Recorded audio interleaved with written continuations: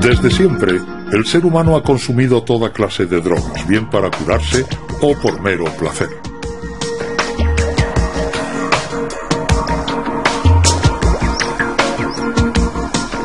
Drogas y cerebro, tabaco y alcohol, venenos a la venta libre. Alcohol, cocaína, morfina, pero todas ellas hacen mella en el cerebro.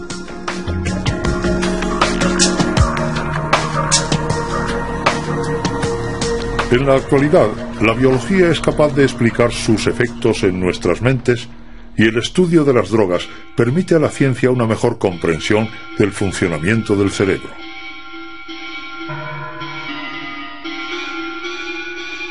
El tabaco y el alcohol en venta legal son las sustancias más consumidas del mundo. Los científicos, sin embargo, las consideran desde hace mucho tiempo como auténticas drogas. Consumida en el Caribe y en América Central como planta medicinal o ritual, el tabaco fue descubierto entre los siglos XV y XVI por los grandes exploradores. El francés Jean Nicot inició la cultura del tabaco en Europa y dio el nombre científico a la planta. Fumado, esnifado o masticado, el tabaco se puso rápidamente de moda y se distribuyó por el mundo entero. En la actualidad, más de 1.000 millones de personas fuman en todo el mundo. Los fumadores son 7 veces más numerosos que los consumidores de drogas ilegales. Concentración, vigilia y mejora de la memoria. Es, sin embargo, lo único que se puede esperar de un cigarro. Una paradoja que el neurofarmacólogo Jean-Paul Tassin estudia en una universidad de Francia. El fenómeno de euforia provocado por el tabaco es mucho más sutil que el obtenido con la morfina, que es mucho más potente, o los psicoestimulantes, lo cual no impide que, precisamente al ser menos fuerte, nos permita repetir y por tanto utilizarla, y lo digo entre comillas, en la vida cotidiana. Podemos pasar un día tranquilo fumando con regularidad, sin dejar de lado una actividad social normal. Se ha pensado durante mucho tiempo que el tabaco que los fenómenos de dependencia estaban relacionados con uno de los productos adictivos del tabaco, o sea, con la nicotina. De hecho, existe una contradicción. Todas las sustancias que provocan adicción en el hombre, como las anfetaminas, la heroína, la morfina o la cocaína, consumidas por los animales rápidamente y en cantidades importantes, les vuelven dependientes de estos productos. Pero si se les proporciona nicotina a los animales, no les va a interesar en absoluto. Los animales fuman simplemente porque sí. Por contra, los mensajes de salud pública apenas logran algo contra la dependencia de los hombres a los cigarrillos. Y la nicotina, el ingrediente principal del tabaco, ha sido largamente para los científicos el culpable fundamental. If you think this looks ridiculous, remember, smoking is just as unnatural for you as it is for them.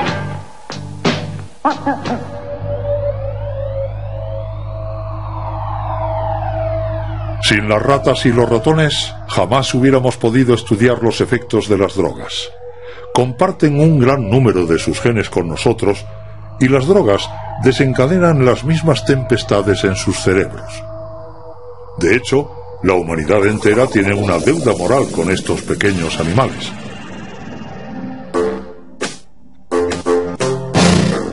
Podemos drogar a las ratas, manipular sus genes e incluso diseccionarlas. Es la triste, pero necesaria labor diaria de los laboratorios que comparan el estado de estas ratas con las ratas controladas o normales.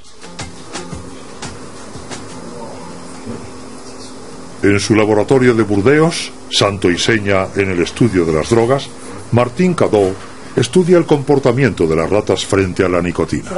Es cierto que la nicotina es una droga de abuso, contradictoria, pues de hecho posee propiedades adictivas extremadamente importantes, y esto sin tener en cuenta sus propiedades psicotrópicas tan poderosas. Digamos, por otra parte, que la nicotina no provoca cambios en el estado de la conciencia, contrariamente a lo que sucede con el alcohol, la cocaína o la heroína. El hecho de fumar, de consumir tabaco, aumenta la capacidad de concentración, la capacidad de reflexión y el nivel de alerta. Estas son las propiedades estimulantes del tabaco, pero al lado de ellas posee también propiedades calmantes en el sentido de que el hecho de fumar, y esto es una experiencia subjetiva vivida por el fumador, reduce el estrés. Mucha gente fuma precisamente en situaciones estresantes, así que es aquí donde encontramos los dos aspectos del efecto de la nicotina como algo en absoluto antinómico. Se da en muchas sustancias consumidas por el hombre. El alcohol, por ejemplo, puede tener efectos estimulantes y al mismo tiempo calmantes.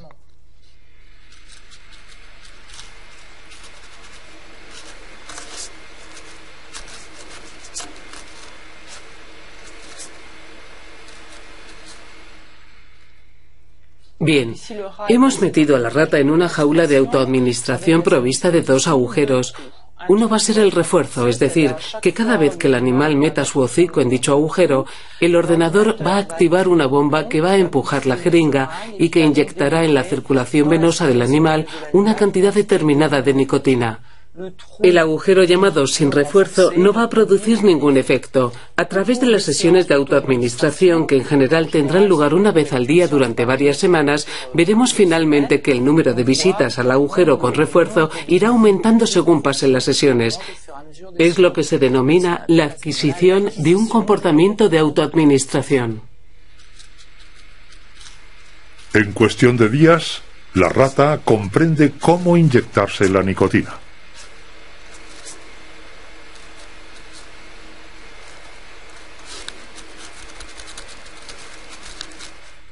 Por debajo de una determinada dosis, el animal no percibe la nicotina y no se autoadministra la droga, pero por encima de esa cantidad, la dosis se vuelve perceptible.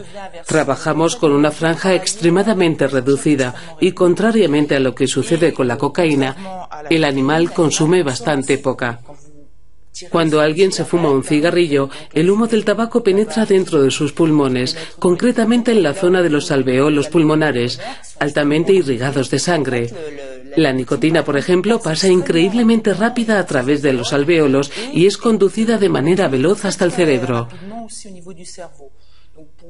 Para hacernos una idea aproximada, en 10 segundos, en poco menos de 10 segundos, la nicotina inhalada llega hasta el cerebro, lo que corresponde a una inyección intravenosa en un animal. O sea, que a nivel de correspondencias de dosis es más o menos lo mismo. Es decir, para alguien que se fume, por ejemplo, un paquete al día, bueno, eso depende evidentemente de cómo uno se fume el cigarrillo. Si es una persona que le dé grandes caladas, que inhale muy fuertemente el tabaco, o más bien alguien que deje los cigarrillos a medias. Al final se van a ver diferencias de niveles de nicotina bastante considerables. Pero globalmente alcanzan más o menos unas concentraciones de nicotina que son equivalentes, en relación al peso, claro está, al peso del individuo. Así que para alguien que, por ejemplo, se fume un paquete de cigarrillos al día y considerando que a cada cigarrillo le dé 20 caladas, por 20 cigarrillos por paquete, da un total aproximado de 400 inhalaciones de nicotina al día. Es el equivalente a 400 inyecciones intravenosas de nicotina. Por tanto, es mucho, ¿no?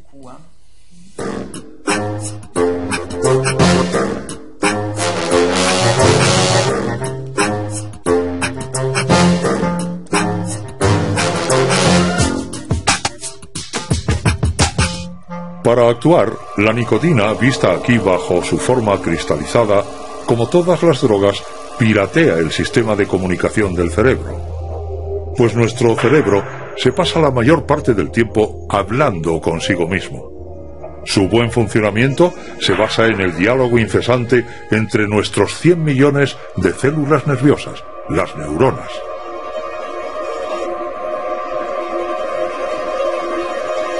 Para hacer circular la información, las neuronas envían mensajeros químicos denominados neurotransmisores. Bien sea el dolor, el placer o el ritmo en el intercambio de información, los neurotransmisores regulan un equilibrio sutil y complejo del que depende el conjunto de las funciones de nuestro organismo. Entre cada neurona existe un pequeño espacio en el que reina una intensa actividad. Es aquí, en la sinapsis, en donde actúan los neurotransmisores. Para hacer circular la información de una neurona a otra, se dirigen a sus receptores correspondientes.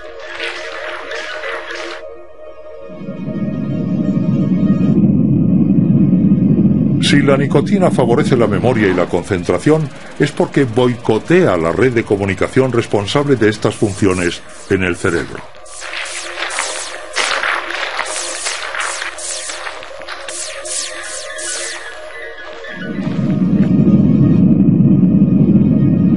Es la red de la acetilcolina, ACH. Además, sus receptores se llaman receptores nicotínicos.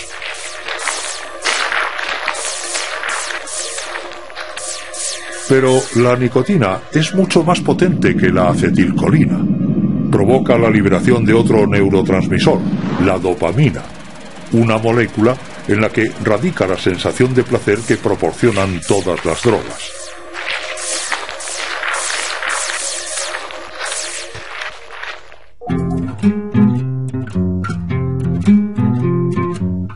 Sin embargo, desde hace algunos años se sabe que la nicotina no es la única culpable. Se sospecha que tiene cómplices.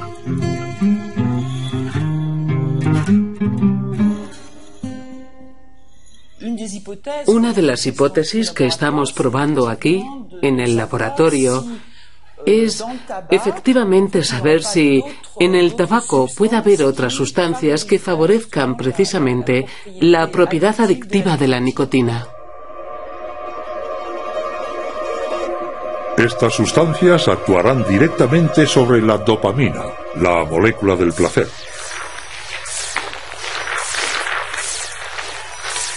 Una vez cumplida su misión, la dopamina es recaptada por su neurona original.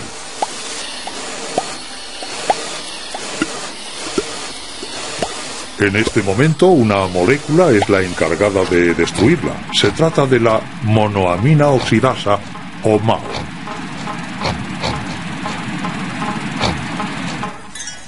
Cuando nos fumamos un cigarrillo, un producto químico impide a la MAO destruir la dopamina. Se dice que inhibe a la monoamina oxidasa. Resultado, la dopamina estimula a sus receptores más tiempo del previsto y aumenta el placer. Este mecanismo tiene incluso un efecto antidepresivo. Lo que estudiamos en el laboratorio es cómo el hecho de tener inhibidores de la monoamina oxidasa va a aumentar el poder adictivo de la nicotina.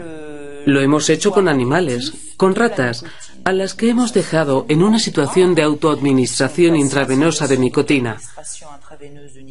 Hemos formado dos grupos de ratas, un grupo de ratas a las que hemos puesto en situación de poder administrarse únicamente nicotina y otro grupo que tienen acceso a la nicotina más los inhibidores de monoamina oxidasa. Nos hemos dado cuenta de que los animales que tienen acceso a la nicotina más los inhibidores de la monoamina oxidasa se autoadministran más nicotina y son capaces de trabajar más con el fin de obtener una inyección de nicotina. Es decir, que su nivel de motivación, la motivación que muestran para autoadministrarse la droga, es mucho más importante.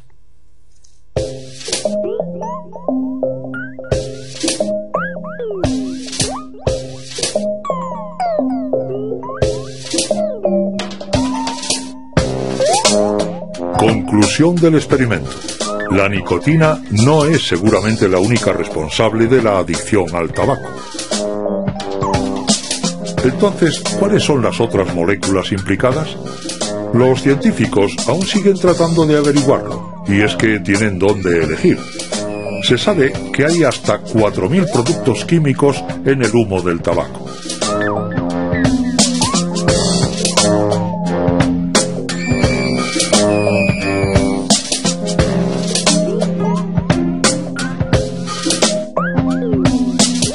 Si algunos tienen que ver con la adicción, unos 60 de ellos son tóxicos y cancerígenos. Ahora sabemos mejor por qué fumar mata.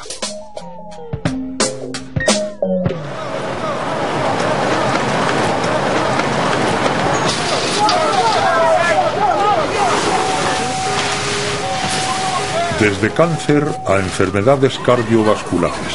Hoy día, unos 5 millones de personas mueren al año en el mundo a causa del tabaco. How many people tobacco kills every day? I mean, what you saying? 20, 30,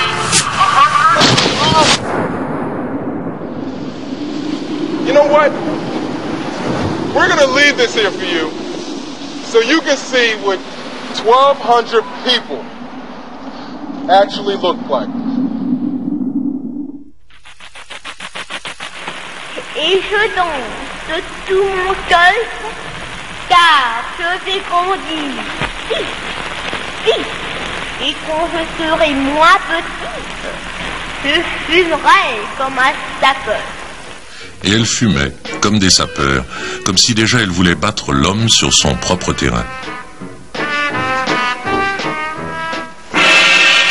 Concours de la plus jolie fumeuse en 1927. Pour ces dames, l'herbe à Nico remplace soudain le thé de 5 heures, la garçonne s'efface dans des volutes de paradis artificiels et Marilyn Monroe perce déjà sous la femme sapeur. Mademoiselle Maud Lottie est proclamée la plus gracieuse fumeuse de France du concours organisé par le fumeur et par Paris qui chante. Concours de cigare vitesse. Messieurs, préparez-vous. Vous êtes prêts?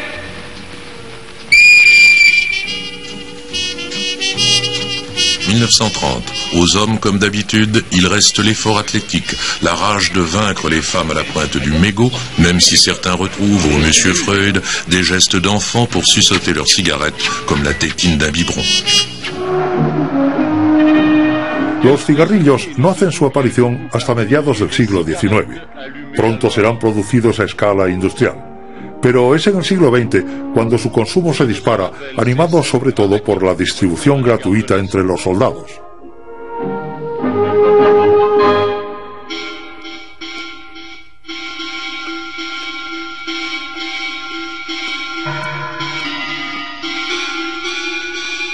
En la actualidad, las industrias tabaqueras fabrican 5 billones con B de cigarrillos al año.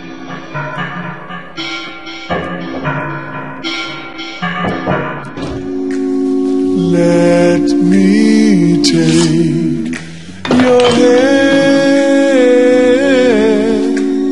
try to understand. I will always care. Campañas impactantes, aumento del precio, prohibición de fumar en lugares públicos. El consumo de tabaco está bajando en los países desarrollados, pero los que viven de los cigarrillos no corren el riesgo de caer en la quiebra. En los países pobres, la mitad de sus habitantes son fumadores. Los científicos creían saber todo acerca de la nicotina, pero aún les tenía reservadas sorpresas nefastas. Pier Vincenzo Piazza sospecha incluso que daña a las neuronas. Cuando se deja de fumar, uno de los efectos fundamentales del mono son las perturbaciones de la memoria y alteraciones cognitivas importantes.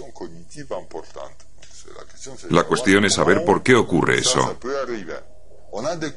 Se ha descubierto que hay 2 zonas específicas en el cerebro en las que hay una gran regeneración de neuronas. Existen unas neuronas que son regeneradas de una manera continua en una región del cerebro que se llama hipocampo. Estas nuevas neuronas parecen ser importantes para la memoria.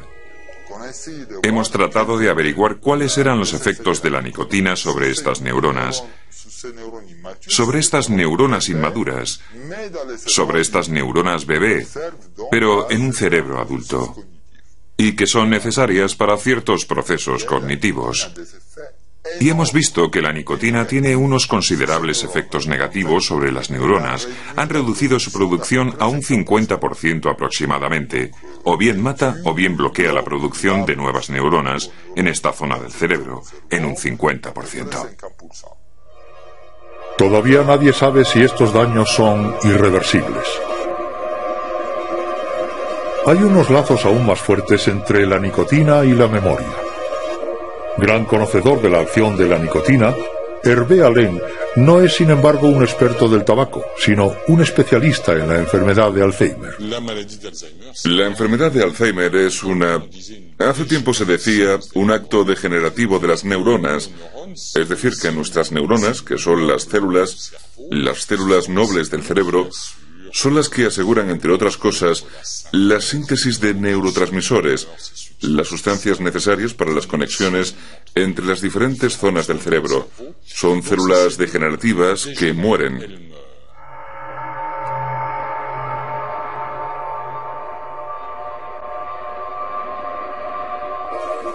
No es la muerte de las neuronas lo que desencadena el mal de Alzheimer, una enfermedad que arrastra graves problemas de memoria y de razonamiento y que afecta a 15 millones de personas en el mundo.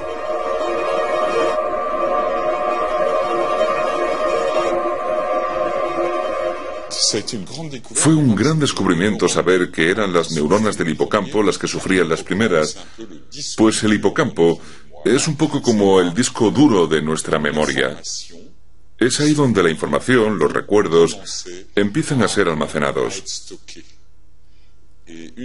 Y una vez que el hipocampo hace su trabajo, la memoria a largo plazo va a estar como en una biblioteca localizada en diferentes áreas del córtex.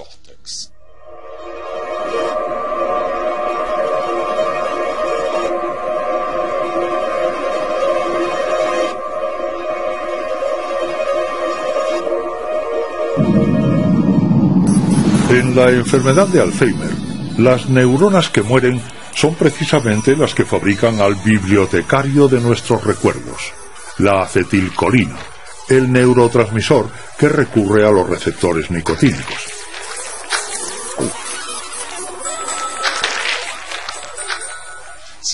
Estos receptores nicotínicos intervienen en el proceso de la memorización, intervienen en nuestra capacidad de mantener la atención. Cuando vemos la televisión o charlamos con alguien, escuchamos. Es necesario escuchar para seguir la conversación.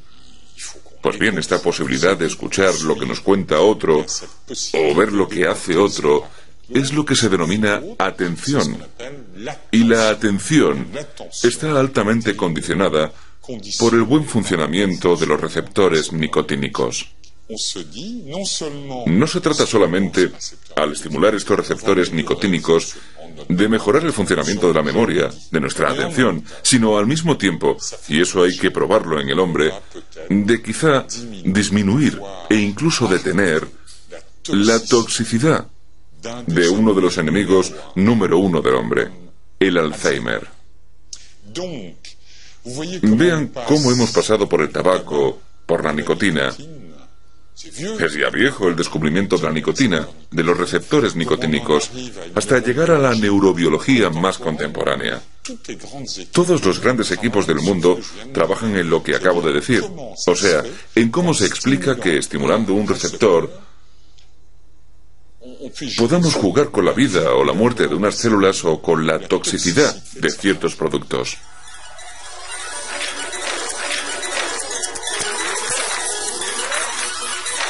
Como la nicotina actúa siempre sobre los mismos receptores, los científicos se han inspirado en la acción del tabaco sobre el cerebro para crear los primeros medicamentos contra la enfermedad de Alzheimer. Unos medicamentos que retardarían la evolución de la enfermedad alcanzando a los receptores nicotínicos.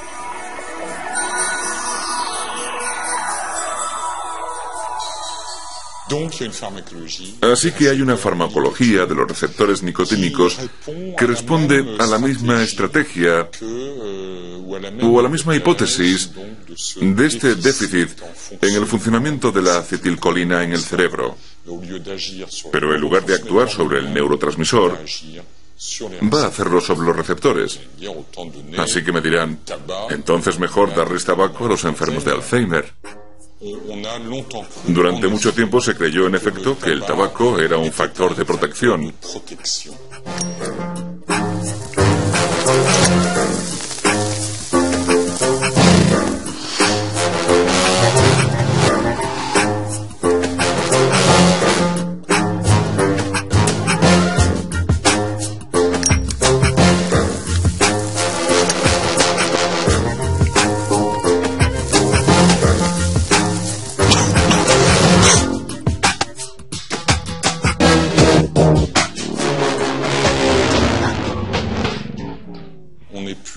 Ya nadie acepta la hipótesis del tabaco como protector, simplemente porque el tabaco puede ser incluso un factor de deterioro intelectual, y para nada es debido a su impacto sobre los receptores nicotínicos, que a primera vista es bueno, pero no es así. Al mismo tiempo, el tabaco degrada también la vascularización.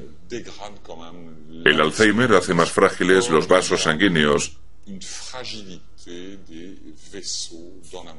Es por esto, y resumo, por lo que los primeros estudios decían que el tabaco podía prevenir contra la enfermedad de Alzheimer. Todo esto ha sido echado por tierra a causa de este efecto nefasto y deletéreo del tabaco sobre los vasos sanguíneos del cerebro. Por tanto, hoy la tendencia, y es el mensaje que hay que transmitir, es que el tabaco ahora, en la actualidad, es considerado todo lo contrario, es un factor de riesgo a la hora de padecer Alzheimer.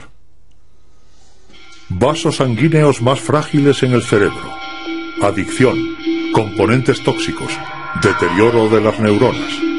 No hay duda, el tabaco no es el mejor amigo del cerebro y es aún más nocivo.